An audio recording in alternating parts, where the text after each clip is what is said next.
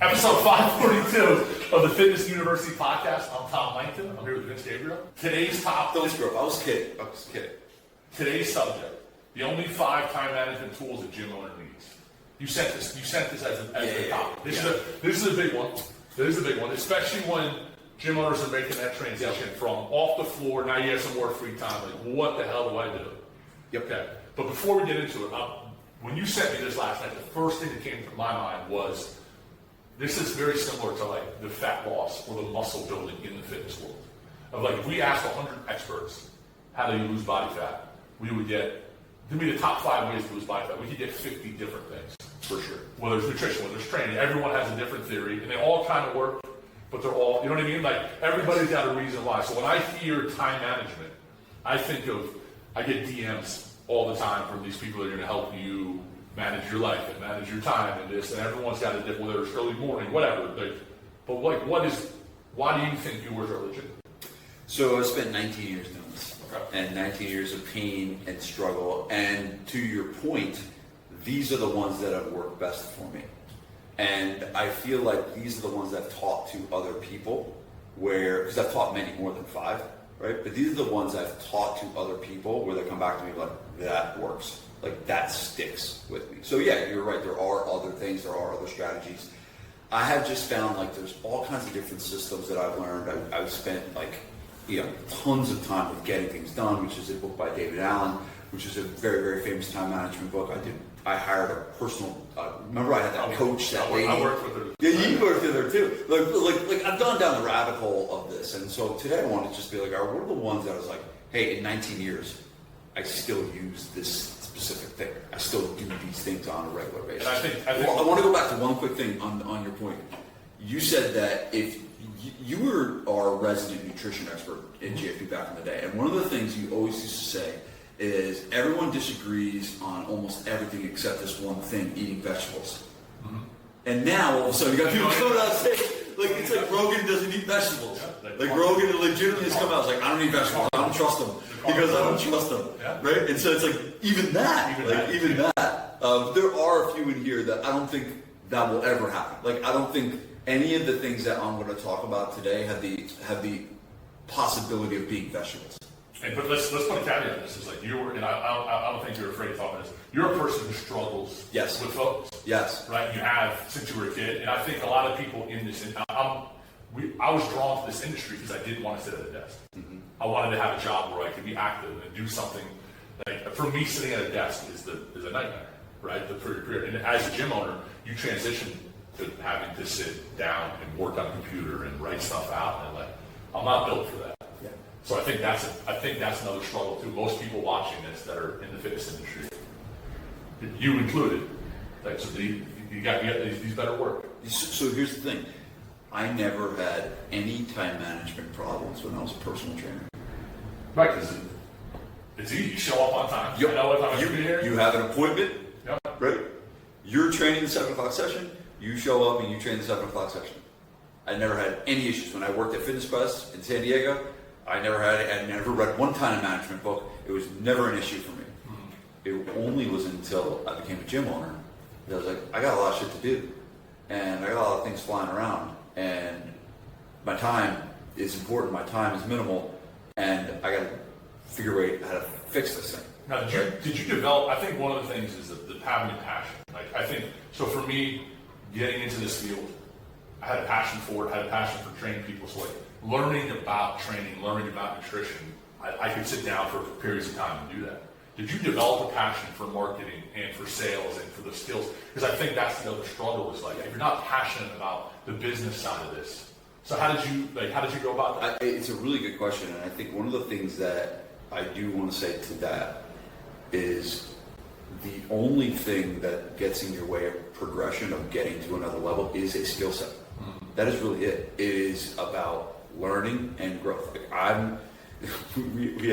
We were having dinner conversations with my brother-in-laws, my 2 brother-in-laws, and my sisters, and this is just 2 days ago at 4th of July dinner, and we were telling them how the Gabriele kids are stupid, like of how low score of SATs. Not one. You mean in your generation, not your children?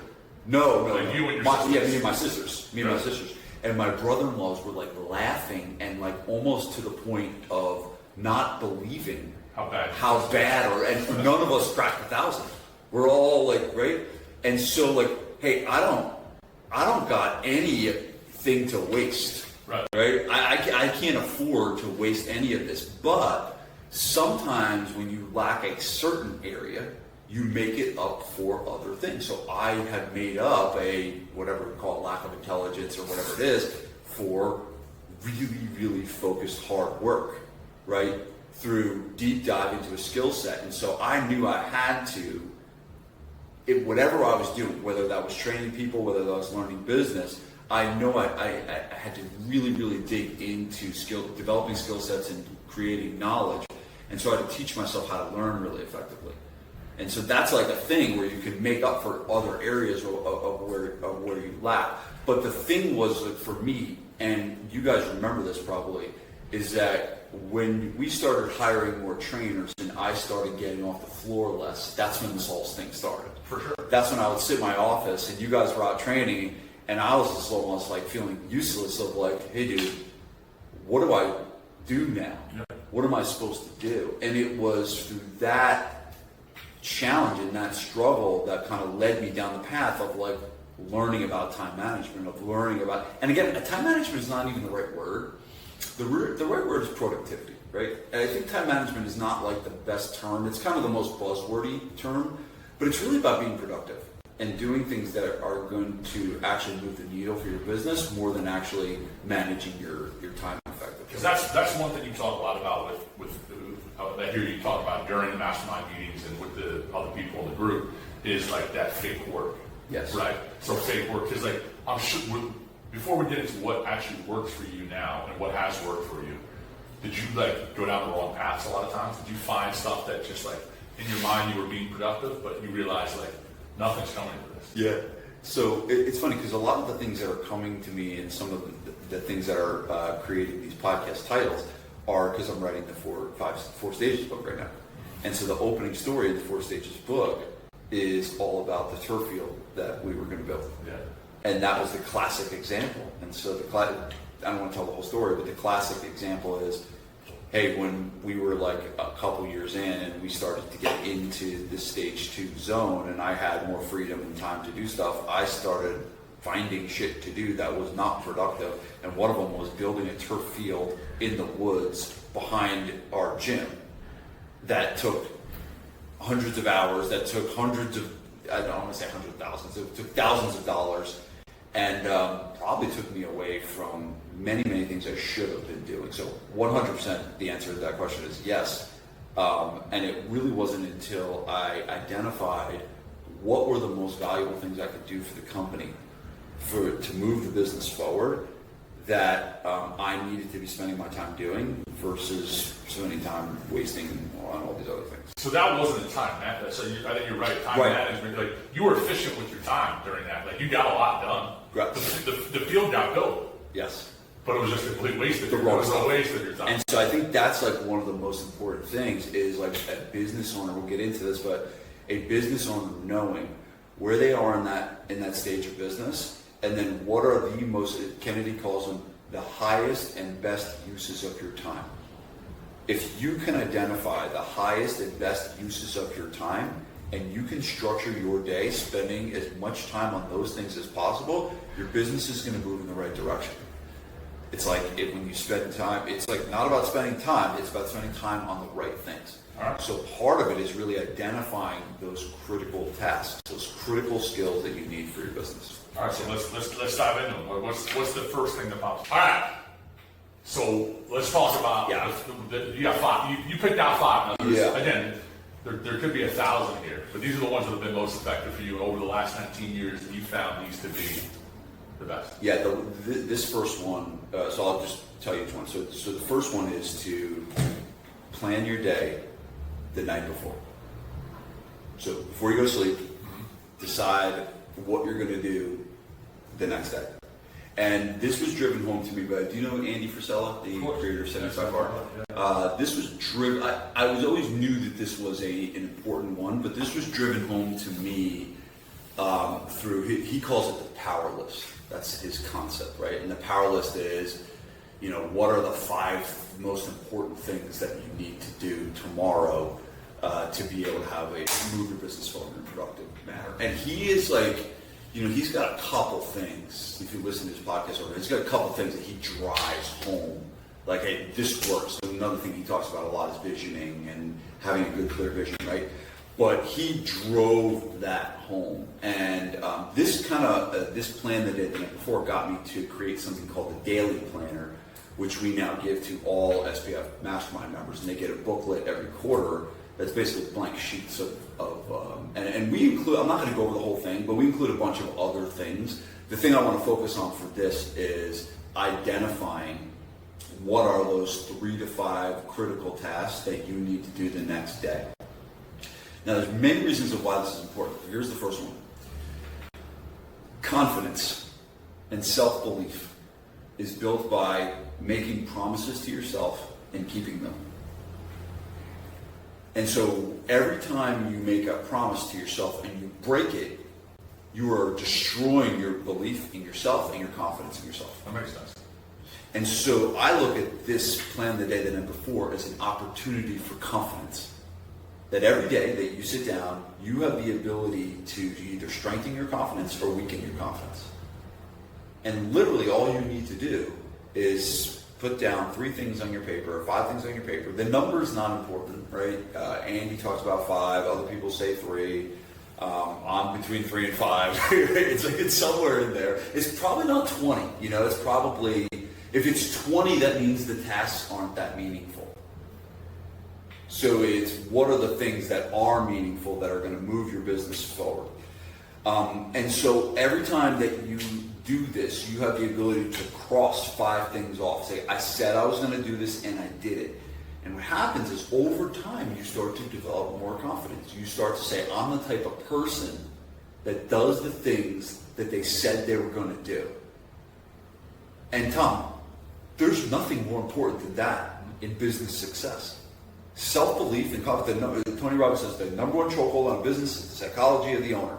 So that confidence is very important. That is like a tool. It's like a strengthening tool. So it's not a time management.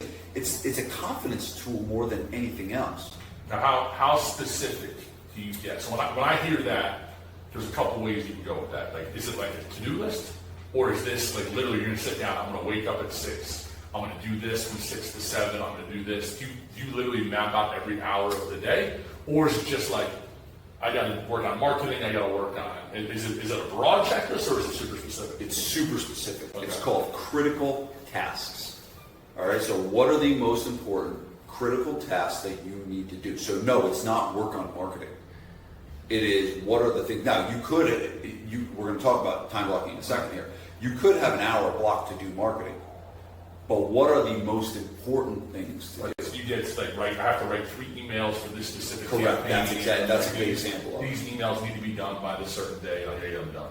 Correct. Now, within that plan, you're only planning those big tasks, or are you putting your workouts in? Are you putting your free time, like if spending time with your kids? How specific is this? So I tend to just put work stuff on those 3 to 5 tasks. So I have on a daily planner that we do, there's a separate area for workout, right? And so I did my daily planner yesterday, and my workout today is shout out to our friend Chris Merrick, who's writing my program for Rip to Rim, right? So Chris, writes my program for me. This morning I had a ruck for an hour, and then later I'll do an upper body lift. You're looking skinny. Right, I was going to say when you came in. And so I just started. A lot of cardio. But that will be on my list for the workout. Right, so I'll know going ahead of tomorrow, and that helps with structuring the day. Okay. So I needed to know that I'm doing the ruck in the morning, and I'm doing the lift in the afternoon. I needed to know that last night because that structure helps shape what I'm going to do throughout this day. But in terms of the critical tasks and planning the day the night before, those 3 to 5 things that you put down, what are the critical drivers that are going to move your business forward? that must get done. So thinking just in the terms of, we talk a lot about the stages of business. We have a stage 1. Now you are a stage 4 business owner. Yep, stage 4, yep. A lot of people watching this are still training a lot. We were just talking to Andres about the hours he's putting on the floor, right? Not a bit, but so if you're a stage 1 business owner watching this, you got to train 7 sessions tomorrow. Yep. How hard is that? Because when you think back, like I had to get up at 5 a.m., train from 6 to 11. I get 2 hours off. I got to come back. Are you blocking that time? Yeah. And that's the same thing. It's always 3. Yeah. 3 to 5. Okay. That in that stage, this is more important than ever, right? It's important in every stage, right? It's super important. It's important in my stage because I have a lot more freedom and time. Yeah, and if you don't do this, then you're like a fish out of water. Right.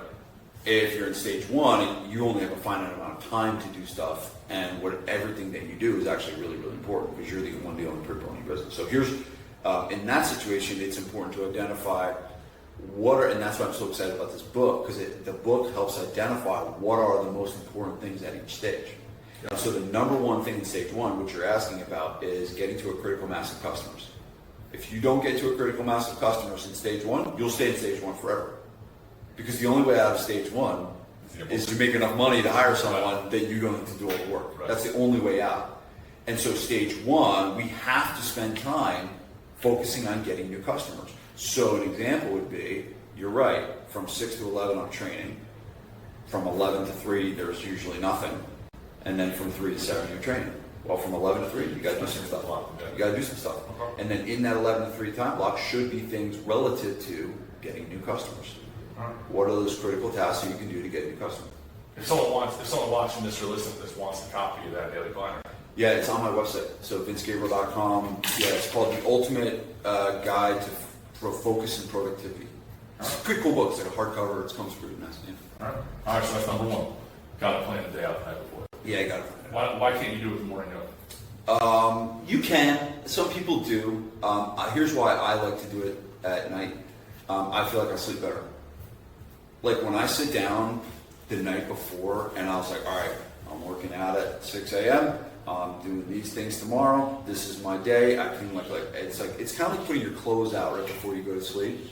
Like your clothes are there. Yeah, Vanessa, when she works out every morning, she does her drink. She does her like special juice. She drinks creatine and stuff in the morning, and she has it all ready made. She puts it in the fridge, and there's like a little bit of a ritual around it that makes you feel ready to go for the next day. So that's why I like. So it's not. It doesn't have to be done the night before, but I feel like it's the best suggestion. All right, so that's number 1. What's number 2? All right. So number 2 is working in blocks of time. So let's just say that we have something, one of the tasks are to write an email, or one of the tasks are to, I don't know, do lead follow-up, right? I'm going to follow up with leads. The best thing you can do to make sure that stuff gets done very focused and effective is to say, I'm starting to do this at this time. I'm going to work on this thing and this thing only for X amount of time. And then when that X amount of time hits, I'm going to stop. Have you heard the term Parkinson's law? No. So Parkinson's law is a law that time expands to the amount of time allowed. That makes sense. So if I don't have a stop time to it. Keyword. So here's an example. Think of the time like if you were going to a Knicks game at that night, and you knew you were taking the train in at 4 o'clock to go to the Knicks game that day. Mm-hmm. You were probably really productive all day. Because you know at 4 o'clock, everything's got to stop. Like you can't do anything after 4 o'clock. You're going to commute from 4 to 6. The game starts at 7. You're not going to get home till 1 in the morning. You're not going to get home late at night and do work. Your day is shot. At 4 o'clock, it's done. Well, think about what you get done. You're probably waking up a little earlier. Right. You are giving yourself a finite amount of time to do a certain thing. So you end up doing it. You end up being more focused to it. And that's what time blocking is. So time blocking is giving a certain project or a task or whatever it is a finite amount of time. And the goal, this is the hardest part, because we're now, living and swimming in a sea of distractions, right? The ultimate goal is that we do that one thing and that one thing only. Don't scroll social media. You don't listen to. Yeah. And so some things you gotta set up some boundaries. Well, the first thing you need to do is set a timer. Dude, the timer on your phone is the most effective productivity tool you own. Literally pulling out your phone, setting a timer for 30 minutes, pushing start, and making a promise to yourself that I'm going to work on this thing and this thing only for 30 minutes. The most effective productivity tool. Don't tell me about getting things done. Don't tell me about any of these other tools. Don't tell me about the 4-hour work week. Just give me a timer and the most important task that's going to drive my business forward, and to work on it undistracted. You're good. All right, so now, let me play it's not easy. Let me play devil's advocate. This is what I'm good at. Okay, of course. What's more important? So let's just say hypothetically, we're talking about, I got to write 3 emails for a marketing campaign. I give myself an hour. I'm not done with them yet. Mm-hmm. Is it more important to check off the box that the 3 emails are done, or to stay within the time and the constraints that I did?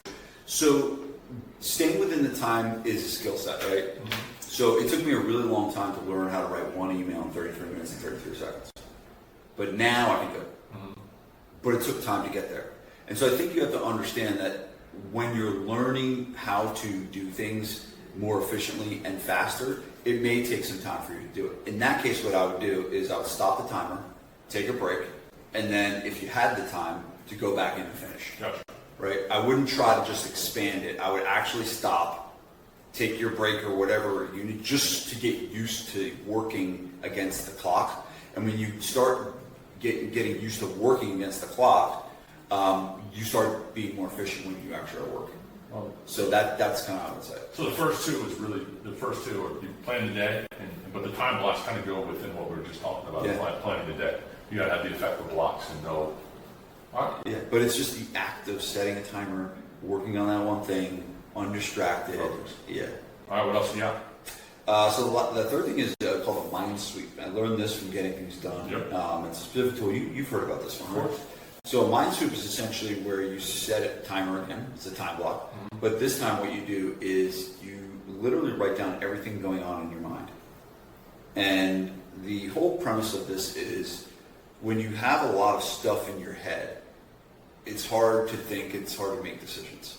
And I found like a lot of people are not as successful in business as they could be because their brain is just too full. And they use this term of a vacuum cleaner. Basically, if you're using a vacuum cleaner and the vacuum bag gets really, really full, and all of a sudden you're still vacuuming with a full bag, it doesn't work very well. Right. And so what do? You go and empty the bag, and all of a sudden you empty the bag and it works well. So your brain's the same way.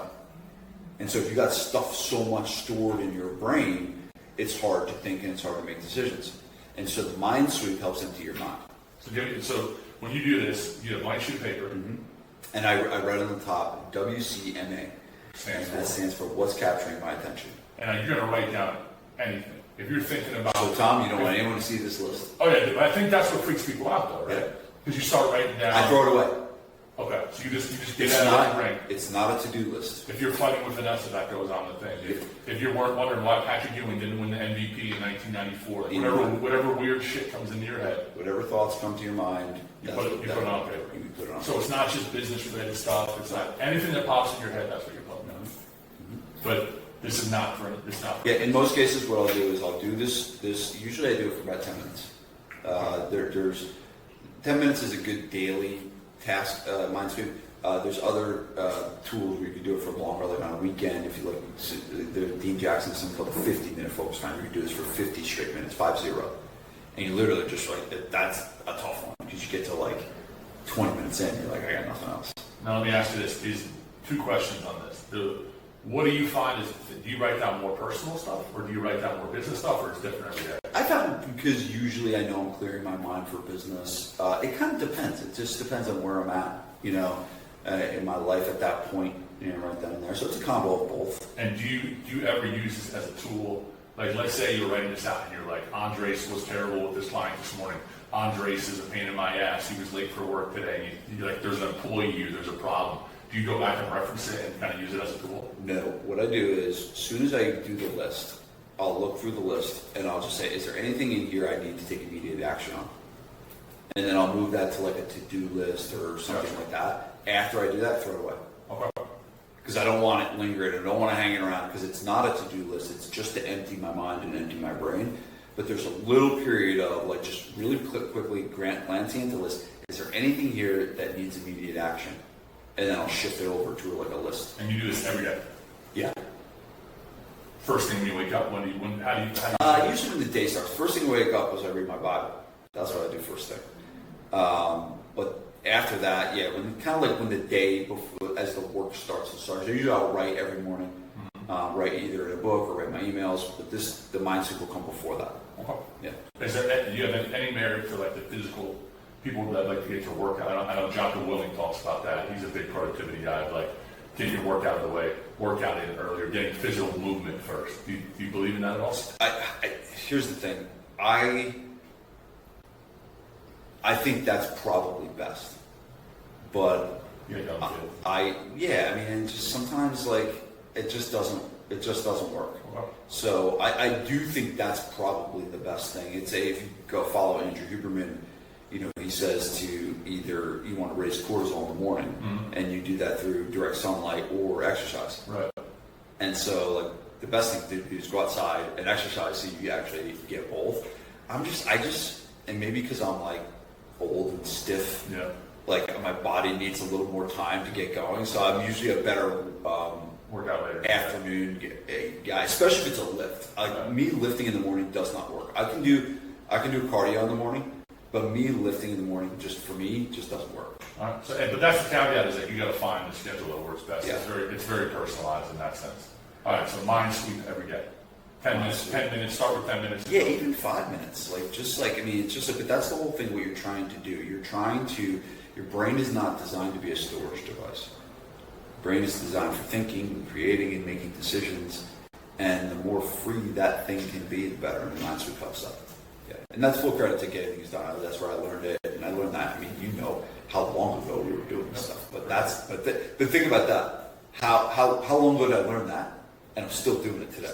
So it's like that's what this is about. It's like finding the tools, the few that are the most impactful. If these things stuck with me for close to 20 years, there's something to it. Yeah. So that's 3. Yeah.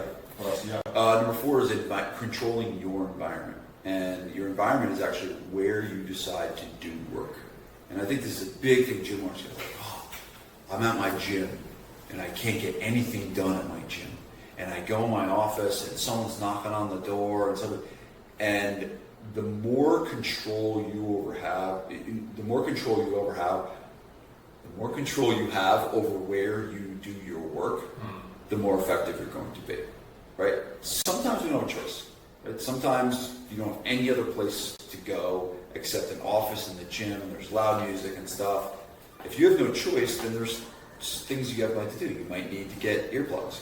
You might need to, lock your door. Or you might need to put, like I have, a sign. I don't even know if it's still there anymore, but I used to have a sign on my door that was basically a note to all you guys. Don't come in. Yeah, literally, don't come in. So there are like some environmental boundaries that need to be set up that are very, very important. The other thing is that finding where, matching the things that you're doing with the environment that's going to be most effective. So, for example, I'm doing a lot of prep for our mastermind right now. We have the mastermind coming up, and I'm working on slides and presentation prep, and I do my best work for that stuff at the public library. Public library? Yes. So I go to the public library when I'm like deep in the hole. I find myself surrounded by books, right? So being surrounded by books just kind of keeps my mind creative and thinking. It's also, there's no distractions for me. I can't go get anything to eat at the library. The only thing they have is a bathroom and water.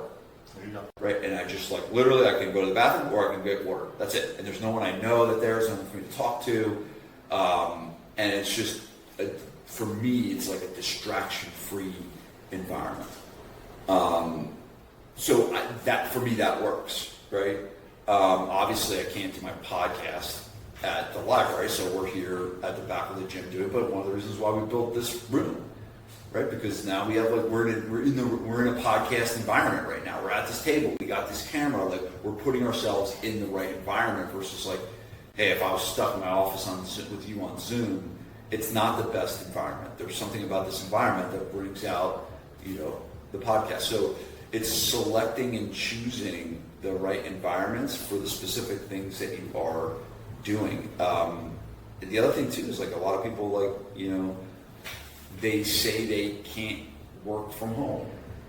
Well, my first office at home was in a basement, right? When we had a condo, I turned our basement into like a mini office, and I would go down to the basement and I would get work on it. It was away from everything, and so you might need to get creative with actually where you might need multiple setups, right? You might need a setup at the gym, and you might need a setup at home, and you might need a portable setup where like I can go with my laptop and I can go to Starbucks I don't go to Starbucks and do that, but like that might work for somebody. And what do you need? You need big headphones. You need, earplugs. Like those big Apple headphones are probably noise canceling. Like those are probably like a good thing to have. How important is communicate? Like you kind of said it, but like the communication of whether it's your team, whether it's your spouse, whether to say to not be a jerk about it, because I think that's where people are like can get offended. Where it's like, hey, I'm too busy to talk to you right now. And it's like, what I'm doing is more important than whatever you have. And I think that could rub people both professionally and personally the wrong way. They're like, for the next hour, you're not important enough to me. Does that make sense? Dude, this is such a good question. And it's a whole podcast that we could do in just this one thing. But guilt holds a lot of gym owners back. For sure. And the guilt of they're out there working. I'm back here screwing off, and sometimes they think screwing off is not doing anything, right? But what are you doing? Hopefully, you're doing things that are moving the business forward, so the people out that are doing the work on it have more people to train, have more opportunities, and the mindset shift that I believe needs to have is the owner needs to look at it when you're working on the business and you're not there and you're doing stuff. You are doing what everyone else needs. And so the first thing you need to do is stop having guilt around that. The second thing you might need to do is communicate that. Is communicate, hey, what are you doing? And having team meetings and communicate. I don't know if you would know best, I don't know if I was ever good at communicating that. No. I don't think I was. I think early on it was just tough. I think it was tough. Yeah. I just think that can be part of it where it's like, especially being the other side of that, of being like, oh, I can't, what, he's too good to talk, you know what I mean? Like that feeling of like, we got a problem out here, but now whatever he's doing is going. So I think that's just the one that popped in my head is like that communication. And I think too, it's like, you got to do your best. Like your job is not to make everybody love you and happy all the time. Mm-hmm. Like there's possibly some, employees that we've had and some people that like didn't like me and stuff, but like I'm not like running a popularity contest. I'm running a company that we're trying to change lives and transform lives. And I have found that the people that were the highest cultural value fits, people like him, they want to work and they want to grow, and they're not like, what's that asshole doing in the office? Why is he all in there? They're worried about their own stuff. And so I found like some of the times, like with the people that you think the people that you're so worried about what they're thinking and feeling, and if they're mad at you for walking in your office and not being on the floor every hour, they might not be the right person for the company. So that's why I think it's like the best people that I've had have, I think, wanted me to work on the business, wanted me to be outside and wanted me to create. I wanted you to be off the floor. Yeah, no, but it was true. I remember that time, and it was you and Hardigan, and I remember you guys telling me to go home. Like, because I didn't want to go home. I never wanted to leave. And I was always just like, micromanaging everything and like thinking it needs to be perfect. And I remember both of you guys came in and said, dude, you go home, we got it. And it was like when my kids were just born. And like hearing that, it just pointed me that I had the right people. Like you guys were the right people for the job. But two, I think you guys understood what my role was at that point. I think it also had the reverse effect of like, we looked at it as like, he doesn't trust us yet. And as soon as in our mind, it was like, why is he still here? Like, he's not, like, get the hell out of here. Like, we're fine. Like, we're doing a great job. Like, but as soon as you felt confident enough in us to leave, we got a lot better. Because now we were like, this is like, we took some ownership in the business. So like, we got to make the decisions here. Now, obviously, there was times when we had to call you or reach out to you.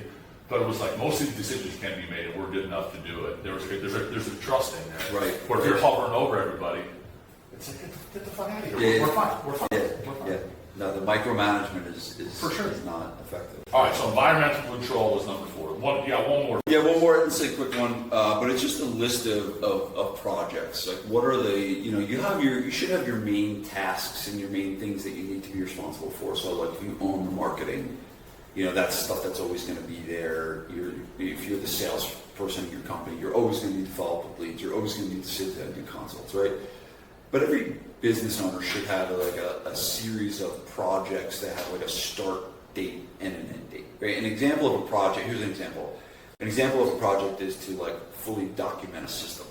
So let's say you set out a project that in the next 90 days, my job is to document our training system, to get everything down on paper. And that's a project that, however long that takes, there's a stop to it. Another example could be like hiring a trainer. Like, that's a project and things. So what are the things that are on your list that are important to do, that need your time and need your attention, that aren't the ongoing things of the business, that need dedicated time to? So this is something you're not going to check off in one day. No. You block an hour. You block hiring a trainer. You're going to block an hour. This is not a task. Day. Yeah, this is not a task list. This is like, hey, in the next 90 days, what are the most important 7 things I need to get done? And then what that does is looking at that list will help drive what are your critical tasks to do. Gotcha. But I think it's just a good one to have the idea of like, all right, outside of your normal responsibilities to the business, what are the other projects that I have? And then having a visual of those things. And you build those quarterly? You build those? Yeah, usually we have this thing called Rocks that we'll do for the company, and it's basically anywhere from 5 to 7 per quarter every 90 days. Just look at those. But it kind of it's helpful. Like we have meetings every Monday or Tuesday, and like we go over the projects. Each person's projects that they're responsible for. They're like, all right, Tom, you have this. Andres, you have this. How are we doing with that? Is it on track or is it off track?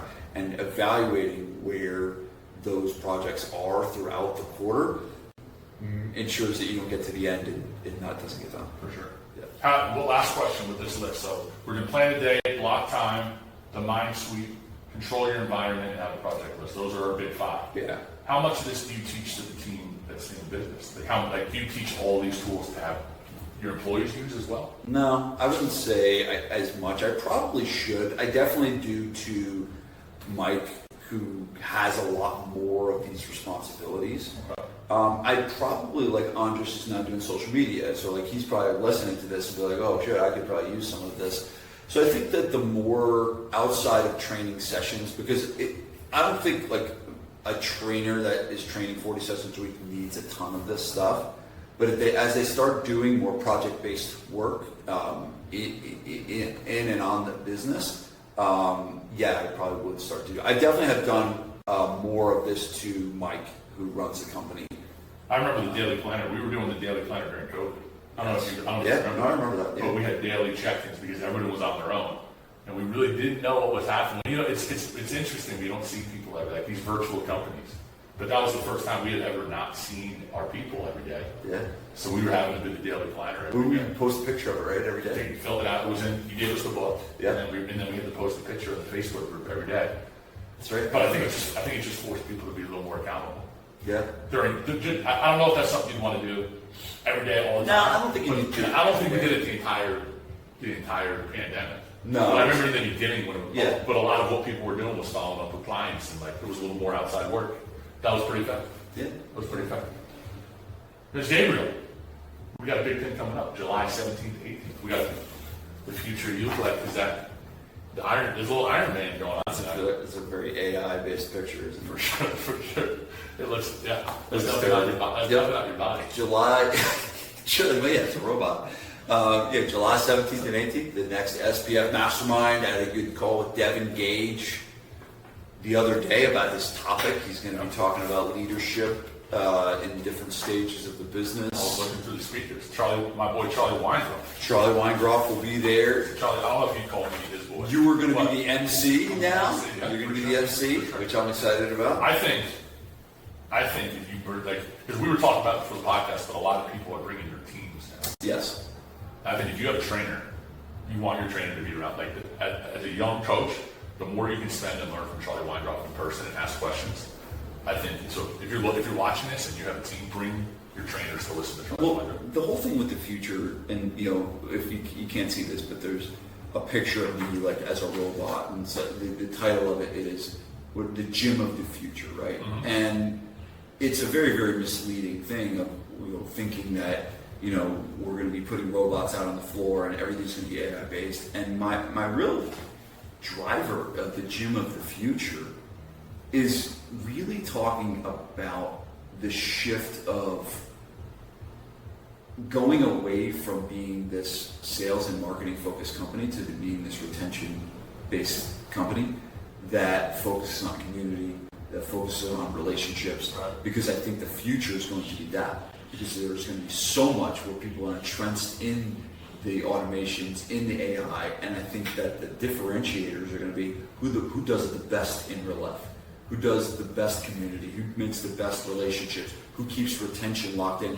I think I said this, I believe, last podcast, but the best thing you can do to make your sales and marketing easier is have a good retention rate. For sure. If you have a shitty retention rate, your sales and marketing gets a whole lot harder. So I think the future, a lot of people think the future is like how you're leveraging AI and how you're all that. Yeah, that's a piece of it. It's a small piece of it. But the real thing is like, what are the things that aren't going to change? And it's running a damn good company. Right. And that's having great staff members on the floor, that's training them well, it's doing a great job. That's why I want Charlie Weingroff to be there, because I think like, hey, can you get your staff to be at the next level? Those personal relationships, the more most companies we work with now are going to the AI, can you be the one that maintains the personal relationship? Yeah. It's awesome. Yeah. And I think that you have to figure out how to use AI as a tool, almost like on the back end, not the front end. Got it. Yeah.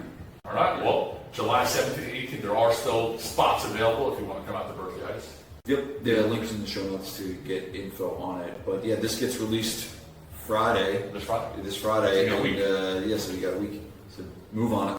Awesome. Well, if you want to come check it out, hit us up. If not, we'll see you next week. See you guys.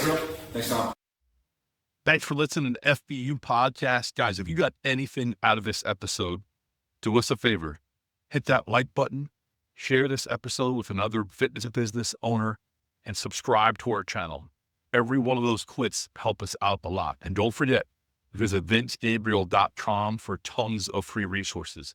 There are books, downloads, and everything a fitness business owner could need. Thanks again. Have a great day.